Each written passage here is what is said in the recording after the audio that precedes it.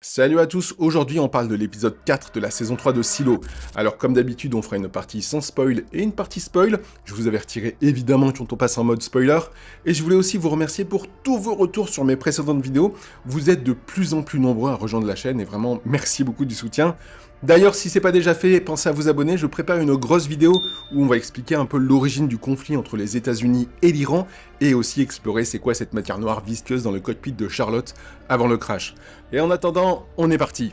Depuis le début de Silo, on pense que le système est là pour empêcher les habitants de découvrir la vérité. Mais après cet épisode, je ne crois plus que ce soit exactement ça son objectif. Le système accepte que certaines personnes puissent découvrir des choses, ce qu'il refuse, c'est qu'elles puissent ensuite utiliser ces informations, les transmettre et les relier à celles que possèdent les autres. Et c'est beaucoup plus efficace que de faire disparaître chaque preuve. Une vérité enfermée dans la tête d'une personne isolée ne menace personne. Elle ne devient dangereuse que lorsqu'elle circule. Et cet épisode joue constamment avec cette tension. Pour moi, c'est un des épisodes les plus importants qu'on ait eu pour l'instant, et je pense qu'il amorce très bien la suite de la moitié de saison. Donc à partir de maintenant, je vais devoir spoiler l'épisode 4, donc si tu l'as pas vu, garde cette vidéo pour plus tard, va regarder l'épisode et reviens ensuite. Et si tu veux découvrir les secrets cachés de ta série à silo préférée, pense à t'abonner. Dernier rappel, à partir de maintenant, on plonge dans le silo des spoilers.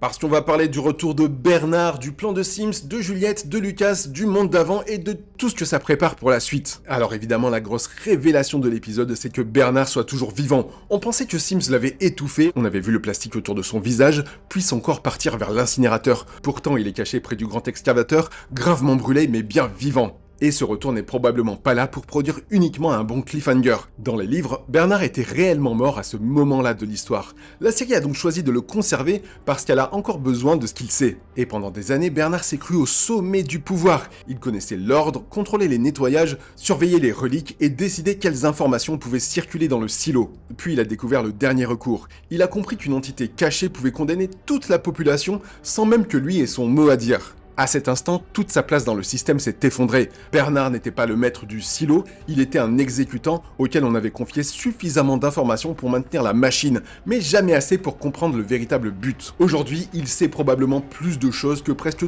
tous les habitants réunis. Pourtant, il est brûlé, officiellement mort, caché dans les profondeurs et incapable de parler à la population. Le système n'a pas réussi à l'empêcher de découvrir la vérité, il a simplement attendu qu'il ne puisse plus rien faire. Juliette se retrouve dans une situation différente, mais le résultat reste presque le même. Elle récupère progressivement ses souvenirs, Georges revient dans sa tête, certaines personnes provoquent chez elle des émotions qu'elle ne comprend pas encore, et le grand excavateur lui semble familier. Mais ces fragments ne lui donnent pas encore une vision complète. Elle sait qu'on lui ment, elle sait que la version racontée par Camille ne tient pas, elle peut reconnaître une pièce du puzzle sans savoir où elle doit se placer. Juliette possède l'expérience qui manque à Bernard. Elle est sortie, elle a vu les autres silos, elle est entrée dans le silo 17 et elle a découvert que le système pouvait être neutralisé. Bernard, lui, connaît les règles, l'algorithme, le dernier recours et le fonctionnement profond du DIT. Ils se sont affrontés pendant 2 saisons, mais chacun possède maintenant ce dont l'autre a besoin. Juliette peut raconter ce qu'il y a dehors, Bernard peut expliquer ce que ça signifie. C'est un renversement assez fou, parce que l'ancien gardien du mensonge pourrait devenir l'une des seules personnes capables d'aider Juliette à reconstruire la vérité. Mais ça ne transforme pas Bernard automatiquement en allié. Il reste l'homme qui a passé sa vie à contrôler les récits. Même caché et abandonné par son propre système, il peut encore choisir ce qu'il raconte, ce qu'il garde pour lui et la manière dont il présente les faits. La grande question n'est donc pas seulement de savoir ce que Bernard connaît, il faut surtout se demander quelle version il va donner à Juliette. Lucas apporte une autre couche au problème. Il connaît l'existence des autres silos, il a parlé avec l'algorithme, il comprend le dernier recours et a découvert une partie du message de Salvador Queen. Et contrairement à Bernard, il essaye réellement de transmettre ce qu'il sait. Et pourtant, Patrick Kennedy refuse de le croire. Lucas lui explique que l'extérieur n'est pas sûr, mais Kennedy possède déjà son propre récit. Il pense que la vidéo du nettoyage montre la vraie surface et que les dirigeants utilisent le faux paysage pour empêcher les habitants de sortir. Quand Lucas arrive avec une explication différente, Kennedy ne voit pas un homme qui essaye de le protéger, il voit quelqu'un que le pouvoir a probablement retourné.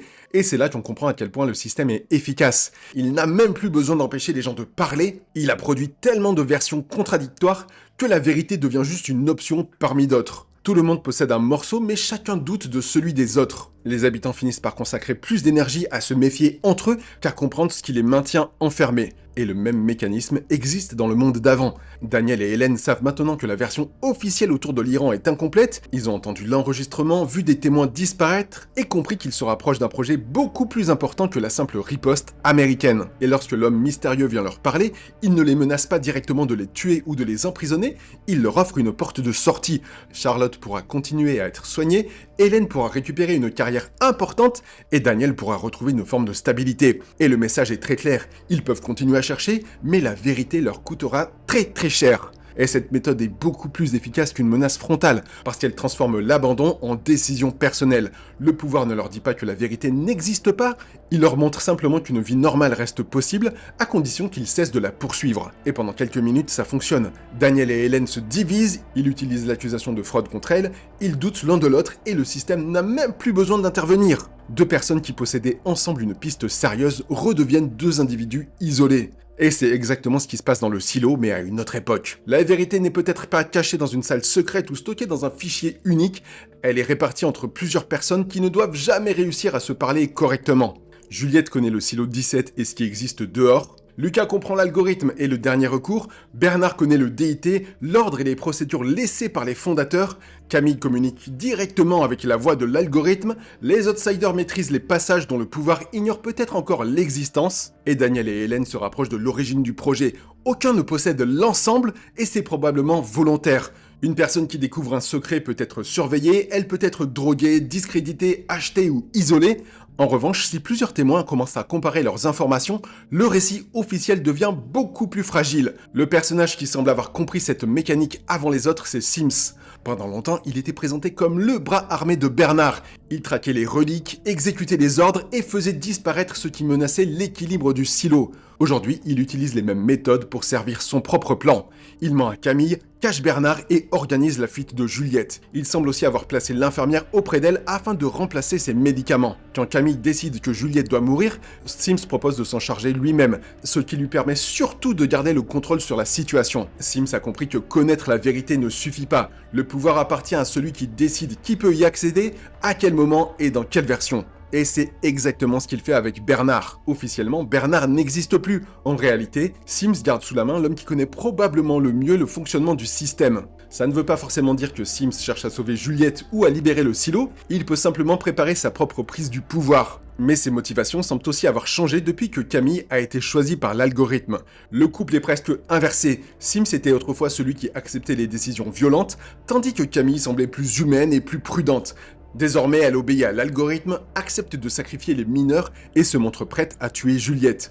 Sims, lui, cache des gens et agit contre les ordres. La réinitialisation de la mémoire menace directement sa famille. Si le produit est versé dans l'eau, Camille, Sims et Anthony peuvent survivre tout en perdant ce qui les lie. Son fils pourrait rester vivant sans même savoir qui sont ses parents. Et à partir de là, Sims ne protège plus le silo, il protège sa famille contre le système qui l'a servi toute sa vie. Bernard devient donc une ressource essentielle. Sims a besoin d'un homme qui comprend mieux que Camille l'algorithme, le dernier recours et les failles possibles du DIT. Mais Bernard peut aussi manipuler la situation à son avantage, récupérer une forme de pouvoir ou utiliser Juliette pour régler ses comptes. La survie de Bernard ne le rend pas soudainement bon, elle le place simplement au centre d'un jeu où personne ne peut avancer seul. Et je pense que c'est ce que la deuxième moitié de saison est en train de préparer. Pas uniquement une nouvelle révélation, mais la rencontre progressive de plusieurs personnes qui possèdent chacun une partie de la réponse. Et c'est probablement pour ça que les silos sont autant séparés, pas seulement pour empêcher les habitants de sortir ou de rejoindre une autre population, c'est aussi pour empêcher les expériences de circuler. Chaque silo peut recevoir sa propre version de l'histoire, subir son propre reset et croire que son destin est unique. Le plus difficile n'est pas de découvrir la vérité, c'est de rester vivant, crédible et libre assez longtemps pour la transmettre à la bonne personne. Et cet épisode prépare peut-être précisément ce moment. La vraie menace pour l'algorithme n'est donc pas Juliette, Bernard, Lucas pris séparément, c'est leur rencontre. Le jour où leurs informations seront réunies, le silo 18 pourrait comprendre non seulement comment fonctionne le système, mais pourquoi il a été construit ainsi. Et à ce moment-là, effacer un souvenir ou faire disparaître un témoin ne suffira plus. Depuis le début, on pensait que le personnage devait découvrir la vérité pour se libérer. L'épisode 4 nous montre que ce n'était que la première étape. Le système peut supporter qu'une personne sache.